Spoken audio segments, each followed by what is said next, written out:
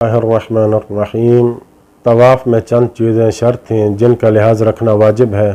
ان میں چوتھی شرط یہ بیان کی تھی کہ طواف میں ضروری ہے کہ مرد کا ختنہ شدہ ہونا ہے، اور احتیاط واجب کی بنا پر ممیز بچے کا مختون ہونا بھی ضروری ہے۔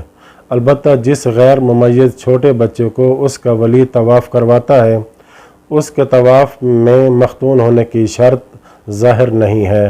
البتہ احتیاط مستحب کی بنا پر غیر ممیز بچے کا مختون ہونا شرط ہے۔ طواف میں پانچویں چیز جو شرط ہے اس کا لحاظ رکھنا ضروری ہے، وہ یہ کہ دوران طواف شرم گاہ کو ڈھانپنا ضروری ہے۔ سوال یہ ہے کہ کیا دوران طواف مرد کی شرم گاہ ظاہر ہو جانے سے اس کا طواف باطل ہو جاتا ہے؟ جواب میں فرماتے ہیں طواف کی جتنی مقدار کے دوران شرم گاہ ظاہر رہی ہو اس کا تدارک اور جبران ضروری ہے۔ اسی طرح اگر وہ خاتون جس کے سارے بال یا اکثر بال یا بازو بے پردہ ہوں تو اس کے طواف کا صحیح ہونا محل اشکال ہے، چاہے وہ ایسا جہالت کی وجہ سے ہی کرے۔ دوسرا سوال یہ ہے کہ اگر دوران طواف خاتون کے جسم کا کوئی حصہ جسے طواف میں چھپانا واجب ہو مجبوراً یا بھول کر ظاہر ہو جائے، اور وہ ایک چکر کا کچھ حصہ، پورا چکر یا اس سے زیادہ اسی حالت میں بجا لائے تو کیا اس کا طواف باطل ہوگا؟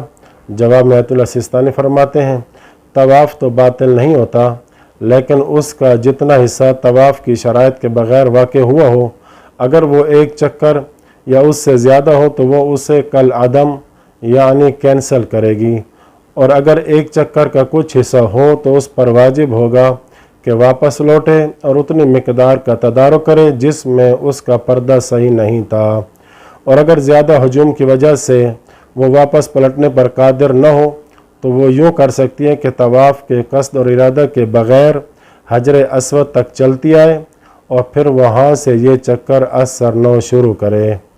یہ تھے وہ احکام جو طواف میں شرط تھے، یعنی طواف میں 5 امور شرط تھے جو ہم نے اب تک ذکر کی ہیں۔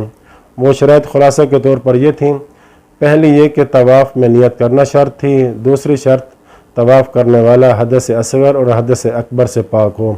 تیسری شرط یہ بیان کی تھی کہ طواف میں کہ وہ ظاہری نجاست سے بھی پاک ہو۔